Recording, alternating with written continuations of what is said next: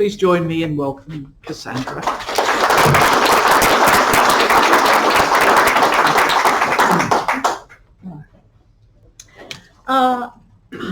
As someone who spent an inordinate amount of time in the early papers of the Royal Society of Tasmania, right back to its rather tortured beginnings, I have to say that I formed a rather hostile opinion of that organisation, and so I have been deeply moved actually to hear Jocelyn, as the president of the Royal Society of Tasmania, make one of the few most appropriate and heartfelt acknowledgements of the first people of this island. I get really rather annoyed at the sort of people who stand in front of a lectern with a piece of paper in front of them and read out some perfunctory remark. I also greatly appreciate the fact that the Royal Society of Tasmania made a heartfelt apology to the descendants of the first people of this beautiful island. And for those of you who don't know, I'm here to tell you about what that apology might have been based upon. So to begin, when I was writing my book Truganini, I was haunted by her anguished request that after she died, her body be sunk into the D'Entrecasteaux Channel. "Bury me here, it's the deepest place," she begged. "Promise me, promise me." It was only after I'd written her life story that I began to understand the full extent of her anguish. The book was all but finished when I was browsing the personal papers of the distinguished Tasmanian historian N.J.B. Plomley to happen upon a letter that he had described, written by the Hobart lawyer Morton Allport, a very prominent member of the Royal Society of Tasmania in the mid-19th century, who was the founding honorary director of their museum, what is now TMAG, of course. That letter took my breath away, literally. Writing 6 years after Truganini's death, Allport boasted his ownership of the complete skeleton of one of her closest companions, the woman known as Paddy. Those of you who are familiar with the photographs that were taken at Oyster Cove will have seen pictures of Truganini together with Paddy and another woman who will come into my paper, Bessie Clark. It is something of a truism of historical research that you never see what you're not looking for, which may explain why Morton Allport had escaped my notice. I would not have thought to pay him any attention, let alone read through the multiple volumes of his business letterbooks to find, amongst correspondence about investments, wills and interest payments, a number of letters about his acquisition of the skeletal remains of the first people. That these incriminating letters had remained in his archive papers could be explained by his unexpected death in 1847, when he was only in middle age. Had it been later, he would have understood the wisdom of removing this incriminating evidence, which lots of other people did understand and did remove. Why Plomley, having transcribed the letters into his own voluminous archive in the 1960s, had chosen not to remark upon them is puzzling. Likewise, the silence of the long-standing director of the Allport Museum, Geoffrey Stillwell, who must have been familiar with them and who was and whoever it was in the State Library, probably also in the 1990s, I suspect, or maybe earlier, who transcribed the letterbooks into typed copies. Allport's letters were a revelation to me. I realised that even after years of exhausting research, I did not know the full story of what happened to the first people of Tasmania, who'd been exiled from their country and died in the custody of the colonial government. I had no idea what happened to Paddy after she died and had never seen an official death notice or a burial record of anyone other than, of course, Billy Lanny and Truganini. Like all the older residents at the Oyster Cove station, Paddy was often ill with a persistent respiratory problem, probably nascent tuberculosis. The first people exiled from Tasmania had never had any proper medical attention at Wyballina on Flinders Island to have detected the tuberculosis that spread unchecked through these vulnerable people. The Oyster Cove station did not even have a medical officer.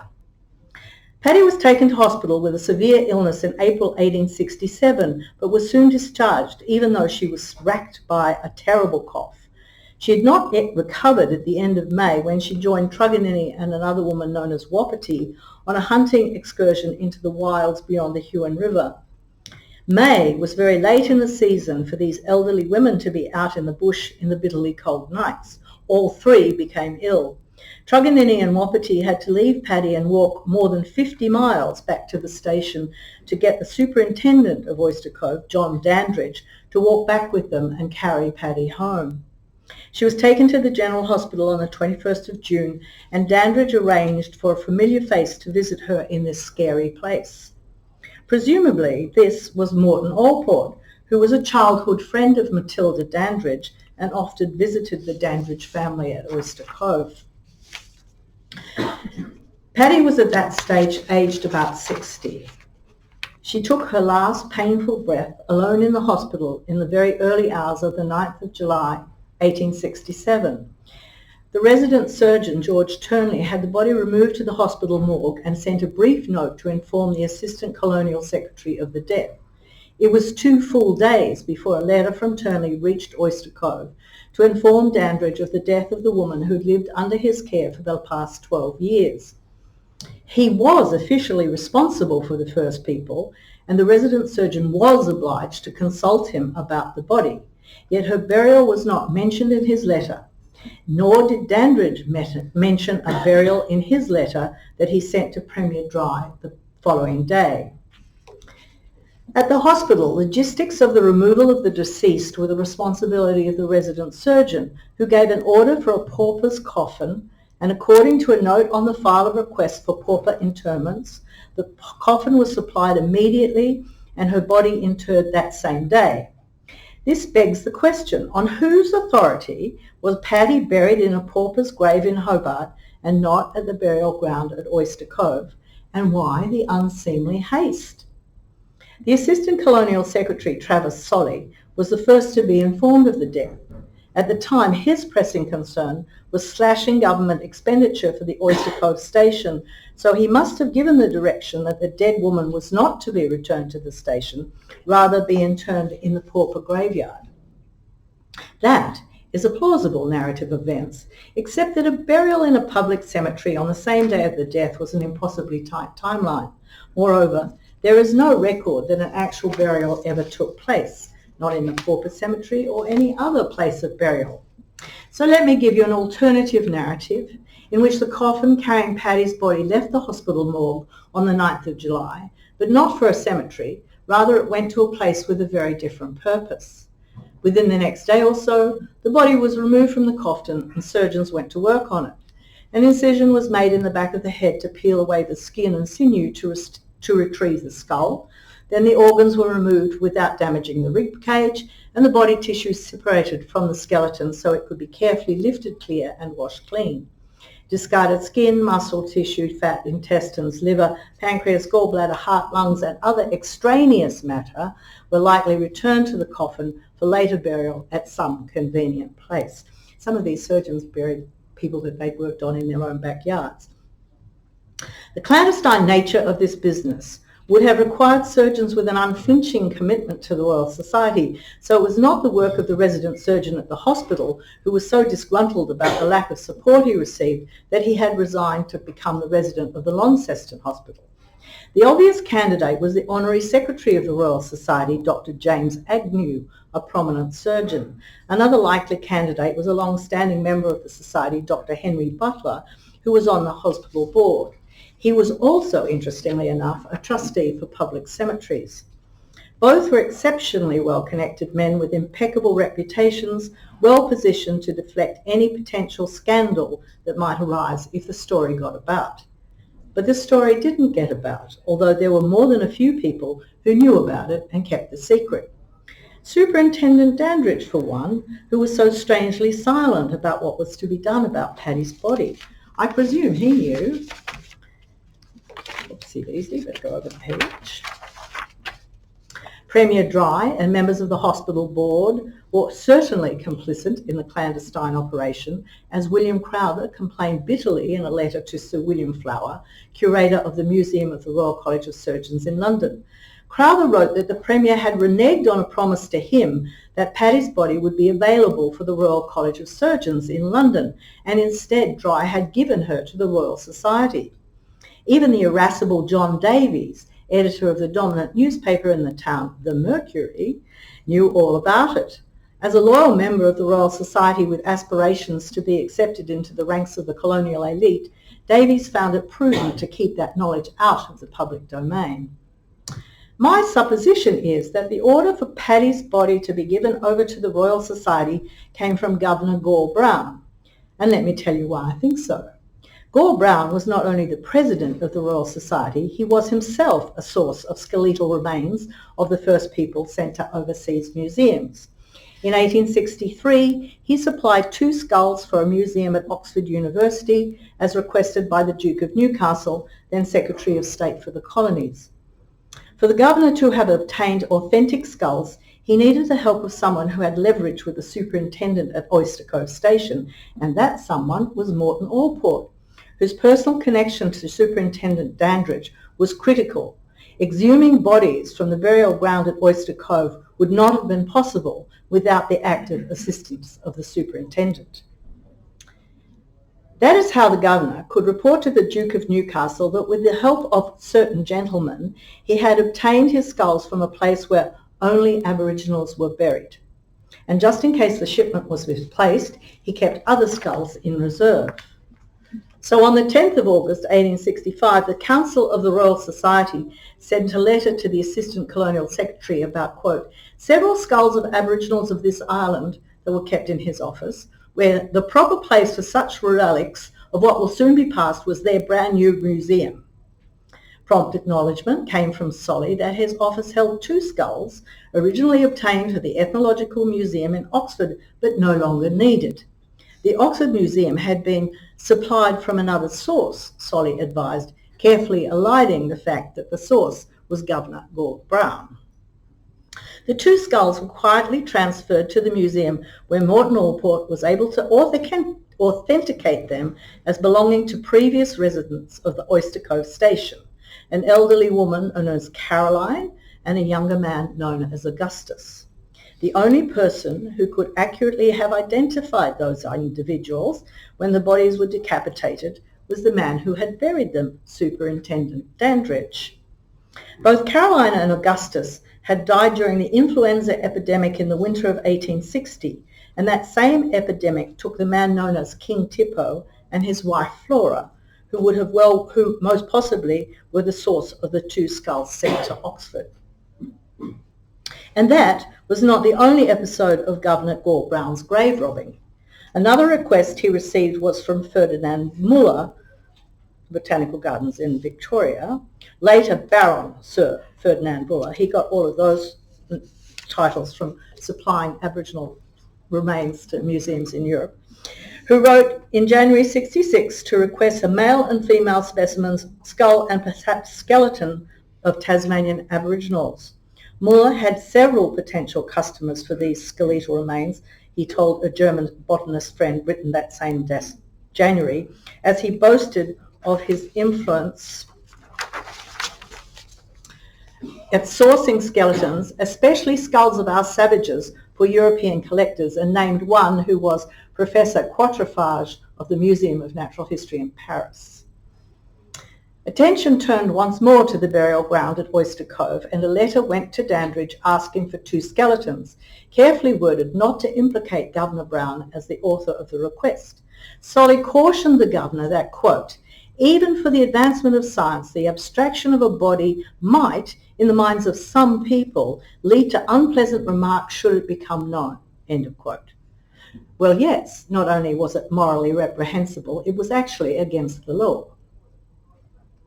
Dandridge's prompt reply stressed how very glad he would be to procure a male and female skeleton of pure-blooded Aborigines, although he was equally keen to stress how the job was, quote, beset with difficulties, the greatest of which is that the present natives must be kept unsuspicious of any interference with their bodies after death. Absolute discretion was necessary to make sure that everyone was kept in the dark. Even the most trustworthy neighbours, men in whom Dandridge otherwise might have placed his confidence, had expressed, quote, conscientious scruples about what they choose to call desecrating a graveyard. And so much secrecy is necessary, he added as a final thought, the substitution of skulls for skeletons would much simplify the matter. The matter was put on hold until after discussions with the local magistrate, and early in August 1866, the government arranged that all 5 residents at Oyster Cove be taken up to Hobart for a couple of days so they could visit a photographic studio to get a set of individual photographs of the last of their race to be displayed in the Royal Society of Tasmania. You've all undoubtedly seen those photographs. Dandridge was not required to accompany his charges, as was his usual practice, and nowhere in the correspondence was it stated what important business kept him at Oyster Cove. There is some scant evidence to suggest an exhumation in 1866, and I believe it's quite possible that this was the source of 3 undated and unsourced Tasmanian skulls in the collection of the School of Anthropology in Paris that was founded by Professor Quatrefages.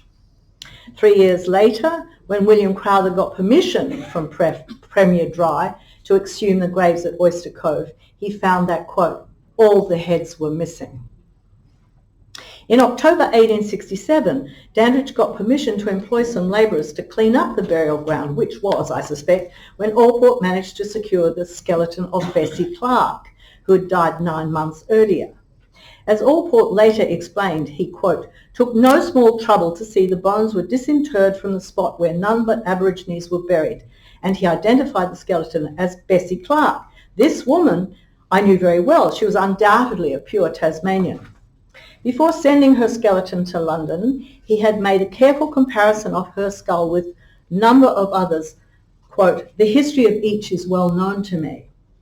He had to apologise when he shipped her skeleton that the process of extracting her body was clumsy, and the skeleton was missing a vertebra, 3 ribs, the sternum, coccyx, and several small bones of the wrist and hand. Sorry about this. So, to recap, even before the death of Billy Lanny, of which we have heard so much of late, numerous bodies of the first people of the Oyster Cove station had been illegally removed and butchered to extract 2 skeletons and at least 7 skulls as specimens for the Royal Society of Tasmania and overseas museums. Why then is it that the only known story about this abhorrent business of stealing human remains is the affair around William Lanny's skull?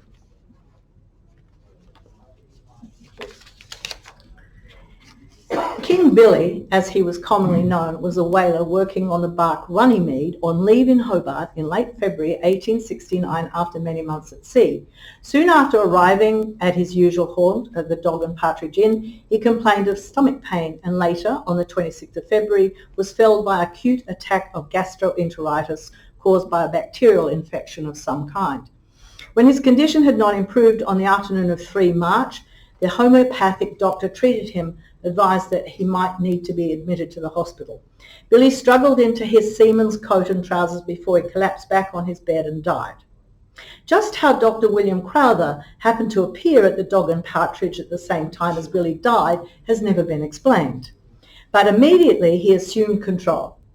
Rather than keep the body for the undertaker to collect, as was the custom, he obtained an order from the coroner to transfer the body to the morgue of the hospital. The next morning, Crowther sent a letter to inform Premier Dry of the death of the last Tasmanian male and asserted his right to the body on behalf of the Royal College of Surgeons in London. He reminded Dry that his previous application for the body of Paddy had been anticipated by the Royal Society, who had spirited away the corpse in what he chose to describe as a clandestine manner. He told Dry that he would deem it a personal favour by having the present one handed over to me. That same morning, Dry received a hastily scribbled note from Morton Allport asserting the claim of the Royal Society on the last man, since the Royal Society's museum already possessed the skeleton of a female and a male skeleton was essential to complete the series. By the end of the day, Dry had resolved that Billy's body must be properly buried, that only after a decent interval the body could be legally exhumed, and he decided it should be given to the Royal Society. Crowther, of course, was furious. Now, I'm not going to rehearse the story of how he decided to outwit the Royal Society and take Lanny's skull, which, for those who doubt it, he detailed in a letter to William Flower at the Royal College of Surgeons. My focus is on what happened to the rest of the body.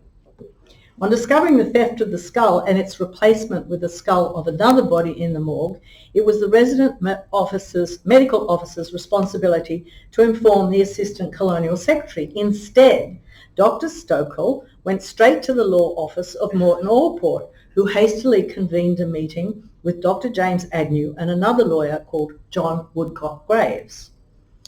Dr. Agnew instructed Stokel to cut off Billy's feet in order to ruin Crowther's chances to make a complete skeleton, and Stokel agreed to this macabre request without hesitation. As he later explained, "After the head was gone, I thought there'd be no harm in letting them have what belonged to them."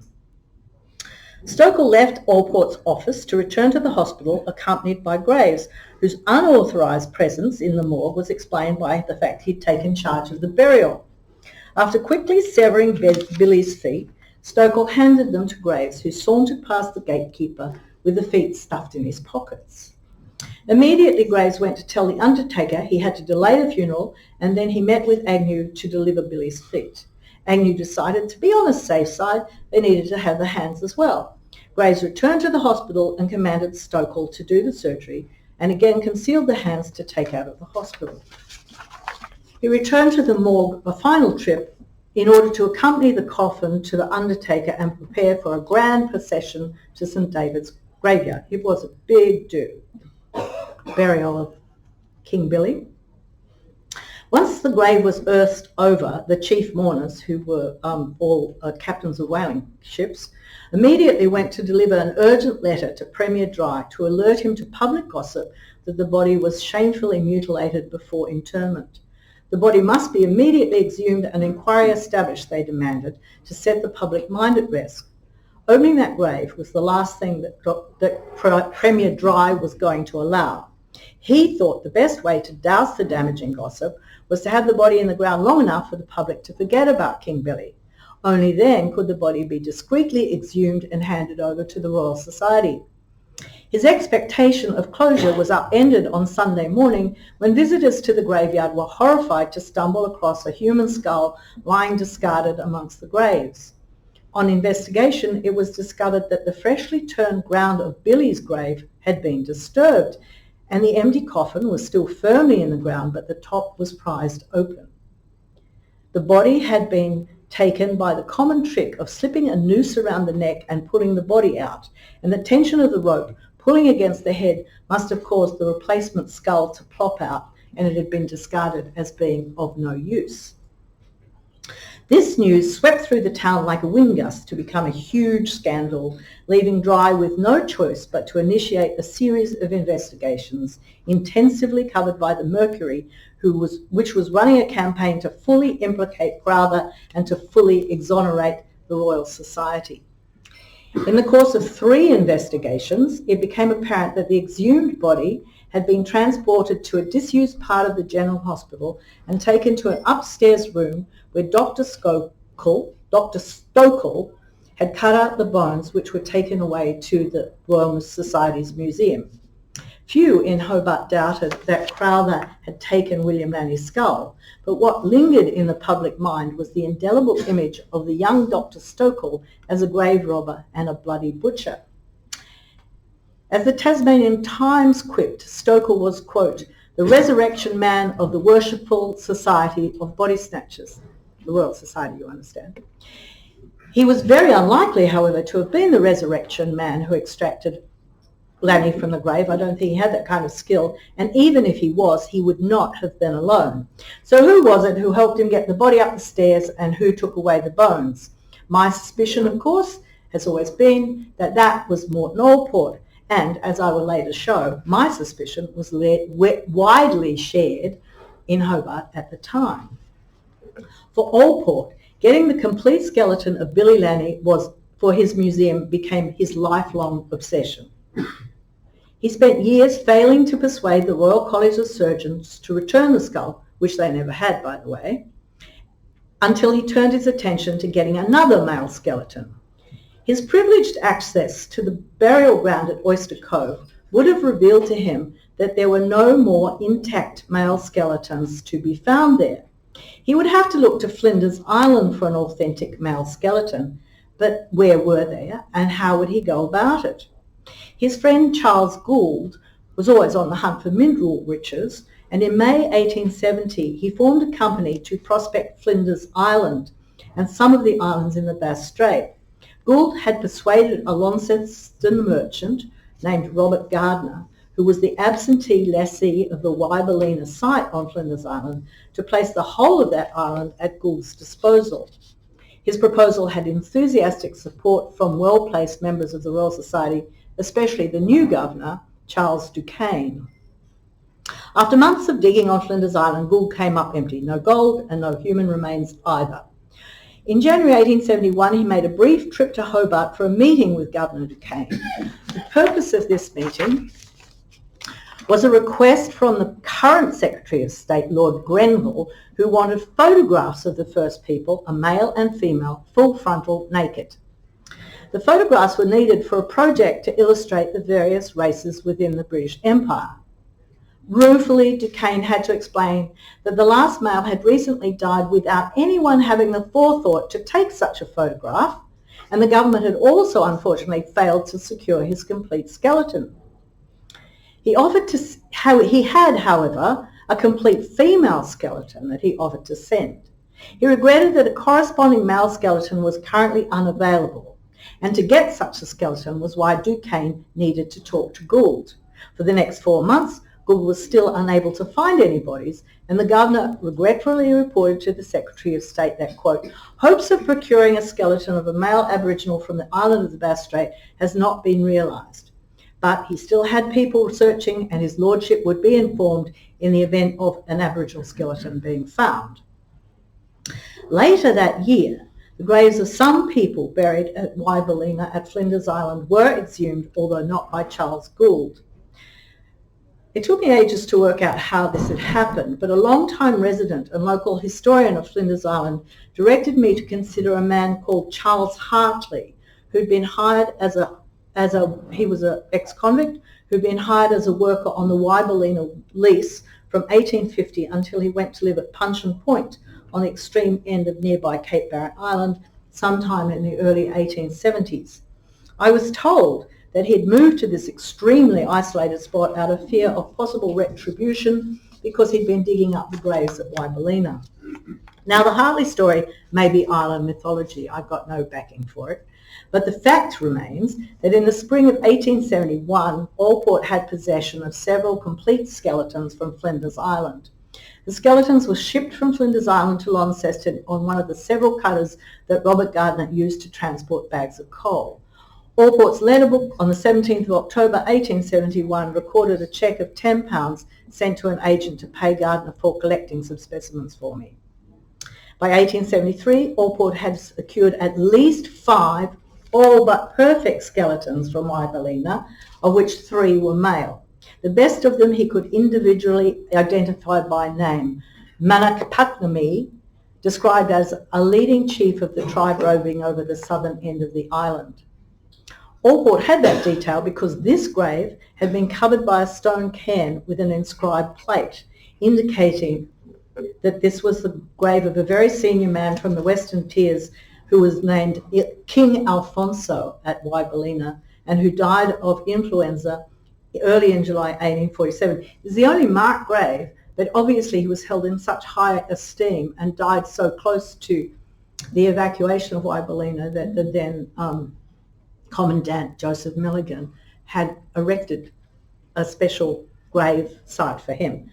And he was only one of 4 people who died during that time, and so the location of this marked grave suggested the close location of the graves of the others who died within days of him. They were Charlie Bunya, who was the senior man of the people from Ben Lomond, an older woman known as Lucy, Victoria, a young Tarkana woman who was the older sister of Billy Lanny, and also there was a likely burial site nearby, which was her brother Barnaby Lanny, who was about 18 and died 3 months after his sister, just as Wyberlina was being evacuated. Allport kept the skeleton of King Alfonso and sent the other skeletons to overseas museums.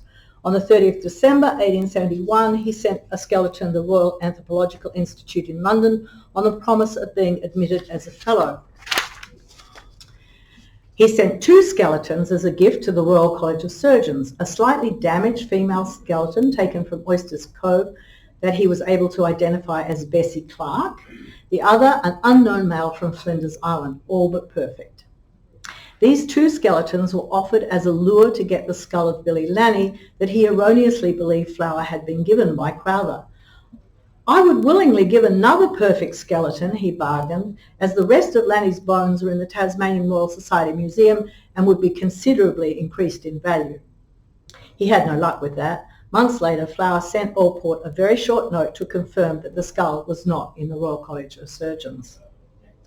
When it was apparent to Allport that there was nothing to be gained from the Royal College of Surgeons, he turned his attention to the most influential collector in Britain. I have a treasure for you in the shape of a male skeleton of a Tasmanian native, all but perfect, Allport gushed to Barnard Davis on the 23rd of January 1873.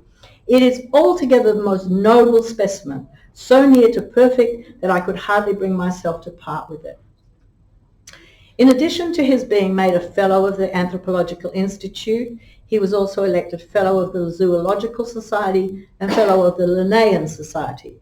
He began to cast about for honours further afield and approached the Royal Museum of Natural History in Brussels on the 18th of April 1872, writing, "If you'd let me know what specimens you most require from this part of the world, I would spare no pains to obtain them."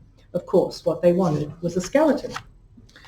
Allport had held tight to the most complete skeleton he got from Wyballina for many months before he sent it to Brussels on the 20th August 1873. His covering letter stressed that it was the only specimen sent to the continent of Europe and very perfect, and that getting it had cost me much time and labour. The skeleton was logged in the inventory of the Brussels Museum, not as a gift but as a purchase, indicating that Allport was paid the equivalent of more than €3,000 in today's money. This skeleton was carefully packed in 2 glass cases in the storage vault of the Brussels Institute of Natural Sciences Museum, where I viewed it in 2022. The curator pointed out to me that the skeleton was indeed very perfect, down to a tiny fragile bones of the hyoid. He said it was extraordinary in a skeleton that had been buried for 25 years. Recent analysis of the bones had established that this was a healthy young woman in her early 20s, which led me to believe that it was Victoria Lanny, who died on July 1847, aged about 22. Allport had every intention of getting more specimens from Flinders Island, where the sandy soil preserved the bodies so well. He could be confident of Robert Gardner as the leaseholder of Wyballina, because Gardner found grave robbing provided him with a handy sideline, and his trade in human remains was so well known in the Bass Strait that they gave him the nickname of Resurrection Bob. Early in 1874, he was courting Professor Wyville Thompson of a British scientific expedition when, to his great chagrin, the trade in skeletal remains came to an abrupt end. Port authorities in Launceston had inspected the cargo of Gardner's boats and found amongst the sacks of potatoes and coals there was a box of human bones. The intervention of the law was a disagreeable turn of events. Allport complained to Charles Gould on the 15th of May 1874, "Since the box was opened that time, there's a row in the camp and I have dark hints of a parliamentary inquiry." With his impeccable social standing, Allport had little to fear from the members of Parliament, most of whom were friends of his family and prominent members of the Royal Society. With a flash of brio, he told Gould that should an inquiry be instigated, he would check the grave legislators all round. These grave legislators, however, proved more potent threat to the emancipated convict Charles Hartley, enough to scare him into leaving Flinders Island. As far as I can discern, there was no inquiry and nothing was recorded in the parliamentary record about grave robbing or Gardner or Allport. But the flow of skeletal material from Flinders stopped dead. That was an aggravation for Allport, but not a disaster. By then he had his eye fixed on a much bigger treasure, the aged woman who was the sole survivor from Oyster Cove. By that time, Truganini was living in Macquarie Street in a house that Allport had organised to purchase. for Dandridge when the station at Oyster Cove was closed. After Dandridge died unexpectedly in March 1873, his wife Matilda became the sole custodian at Truganini, controlling all access to her charge. Allport's close connection to Matilda Dandridge put him in prime position to monitor his prize. He wrote to Gould in London in 1874, "The last of the Mohicans still lives, but she's very dicky." He also sent Barnard Davis a running commentary on Truganini's progress to the grave. When she died at home in May 1876, Matilda Dandridge informed the Colonial Secretary that her body had been sent to the hospital. This information, the Colonial Secretary, who was the only Colonial Secretary who was not a member of the Royal Society, was alarmed. As a rule, people who died at home were kept in the house until the body was transferred to the undertaker. So why not this body? Her doctors had chosen to attend the comatose patient at home for 5 full days, even though Dr. Butler was an honorary at the hospital and Dr. McFarlane was the junior house surgeon. Only after she died did they remove her to the hospital. Perhaps the Colonial Secretary was aware that Butler was a prominent member of the Royal Society and likely to have been an accomplice in the secret removal of Paddy's body from the hospital. As for Dr. McFarlane, he was only a junior doctor and doing what he was told, just like Dr. Stokell. Immediately Allport heard from Matilda Dandridge, he penned a letter to request Truganini's body. And I'll read it to you. In the eyes of the civilized and scientific world, it would indeed be accounted disgraceful and discreditable were such a type of the now extinct race be cast away as a thing of no value. Types of this kind are of high value and not safe in a public cemetery. Only the Royal Society of Tasmania should be entrusted with preserving a type so very valuable in the best interests of science and the colony." End of quote.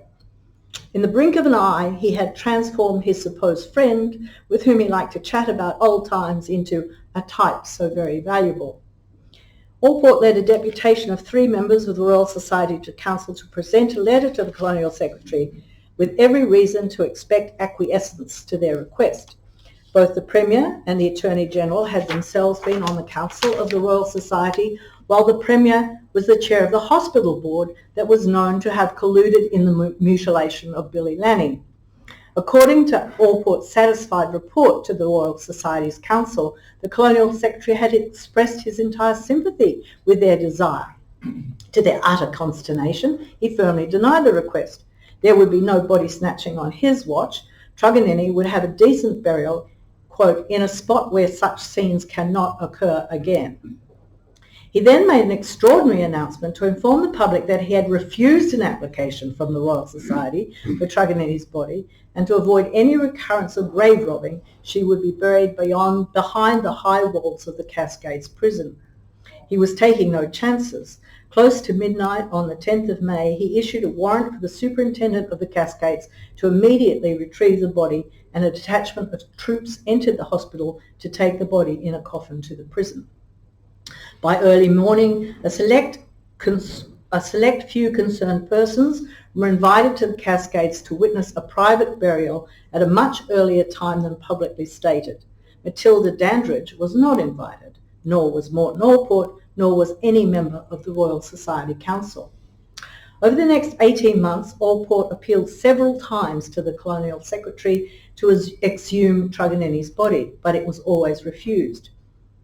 The long-serving Honorary Secretary of the Royal Society, Dr. James Agnew, who was also an influential member of the ministry and had the ear of the governor, was so exasperated that he simply bypassed the Colonial Secretary and gave a direct order to the superintendent of the Cascades to remove Truganini's body from the grave on the 7th of December 1878. According to a witness account given many years later, 2 men under sentence for murder were ordered to open the grave. It was found to be flooded with acidic water, which had such a corrosive effect on the body tissue that retrieving the bones was a simple, if extremely unpleasant task. The coffin was reinterred in the grave and covered over with flat stones as if nothing had happened. Unfortunately for Agnew, a well-sourced account was published in the Weekly Tribune newspaper on the 9th of December, reporting that 2 days earlier, Truganini's body had been secretly taken from her grave. That explosive report prompted a hastily convened meeting of the Governor and Council to generate a formal authorisation for the Royal Society to procure the skeleton of the late female Aborigine Truganini. The authority was received by the Royal Society on the 10th of December, according to the minutes of a special meeting, which noted Truganini's bones had been removed several days beforehand and were already in the safekeeping of the museum. This was the Royal Society's ultimate triumph over William Crowther, a triumph Allport had long sought, but however it was not his to relish, having died unexpectedly 3 months earlier at the age of 48. A fulsome obituary for Allport in the Mercury declared him conspicuous as the foremost scientist in the colony, and it is only necessary to turn to his name in the Royal Society of Tasmania to see how fully his scientific attainments have been recognised by various English and foreign societies. Hobart's alternative newspaper, The Tribune, put a very different spin on Allport's many achievements, coming within a whisker of actually naming him as the resurrection man in the Lanny scandal, writing, quote, "That saddle was never placed on the right horse." And it is to a member of the bar, not medicine, the exhumation of Billy's decapitated trunk is to be credited. The Tribune was right to point to Allport as a grave robber, and they did not even know half of what he'd been up to. Thank you.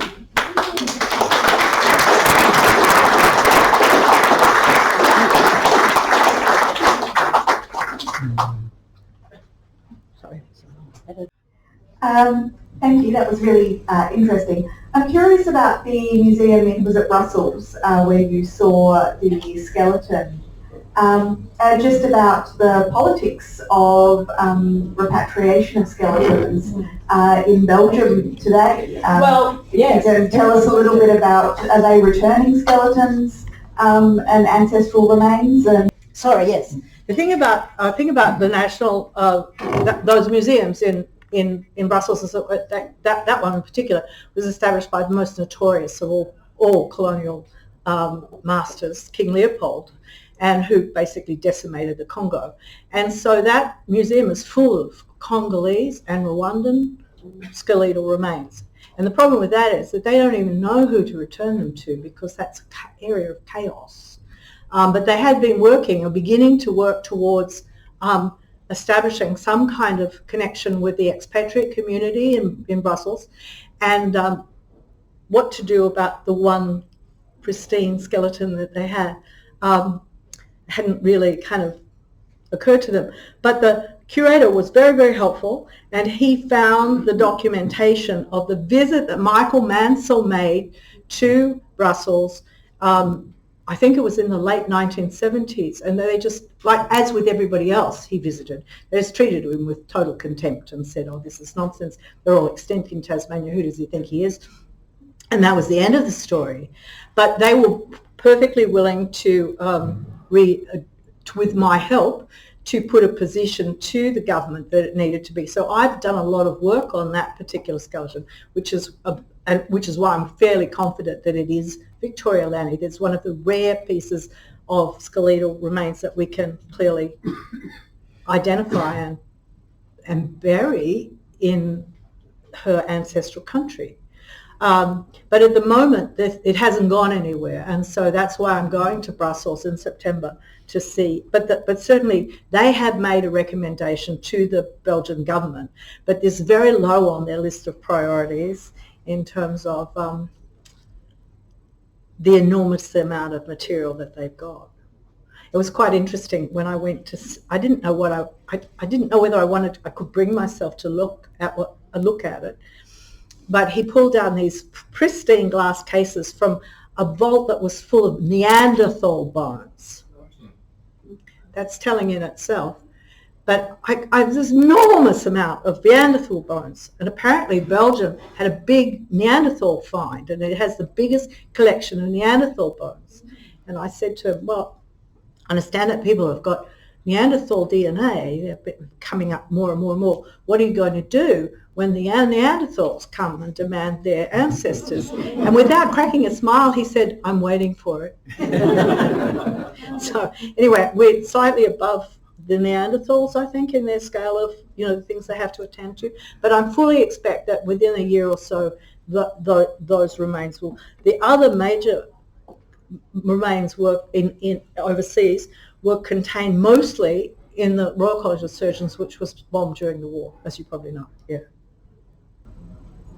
More questions? Yes? Narelle?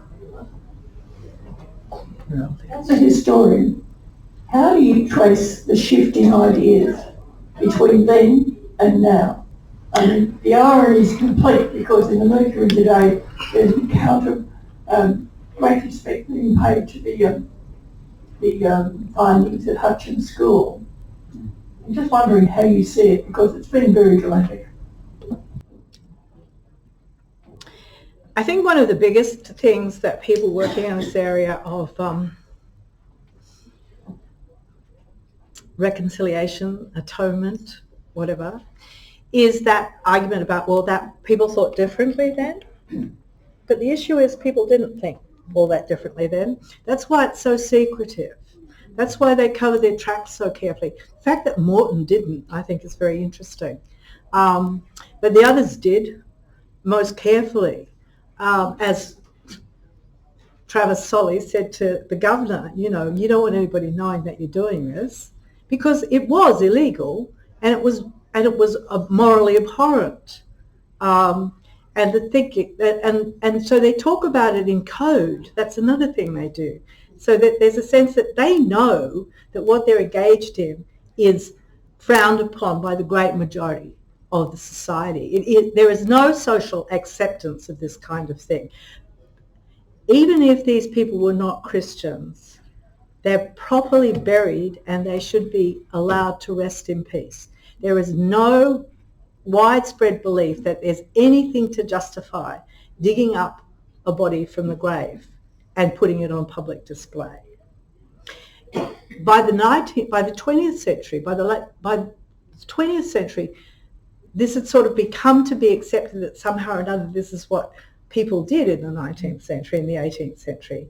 And so people were much more tolerant of the idea that you could walk into the T-Mag and see the skeleton of Truganini on display. But actually, at the time, the idea that Truganini's body had been taken illegally from the grave was a huge scandal, and that they did not display that skeleton until many years later. In fact, not until after Federation, when they thought, well, we're not going to be bound by any decisions that the governor made about the fact that she should never be put on public display. But I think the issue is that there would not have been any tolerance for it in the late 19th century, to be put on display. It was not until the 20th century there seems to have been a tolerance for this kind of, and that comes out of a kind of perversion of Darwinism, I believe. But that's a whole other story. My point is, and it is not just my point, it's a point that is made by other people working in this field in North America and Africa, dealing with the same stuff, which is at the time this was not considered to be something that was proper, and that these so-called scientists, I mean, it's made up science, just talked amongst themselves, and we've got to be very careful about what people think about this, because they're just ignorant. They don't understand how important it is to have these kinds of specimens. But nevertheless, they never did anything with these bones. They never made any scientific examination of them. I mean, it was about collecting. They might as well have been collecting, Toby jugs. One more. There, thank you very much. Hi. I wonder if you could speak to the difference between the museum's scientific approach to the collecting of bones and if you look at other places like Kutna Hora in the Czech Republic, where they have the Chapel of Bones and, the bodies on display under Paris, there's a bit more of an acceptance in that way for bones in the public space. Well, they come out of a different culture. I mean, I mean different historical understanding. They're part of funerary practices. the funerary practices of these people was to burn their bodies. And that's why they're so rare, and that's why they're so highly sought after. The only bodies you're going to get are the bodies that have been buried in the Christian funerary traditions, which consider that, as the neighbours at Oyster Cove said, desecrating a graveyard is a crime, and it is a grave crime in English law. And so basically there is no justification for it at all. And there's a scientific justification for it is just a nonsense. They're collecting these things because they consider them to be curiosities.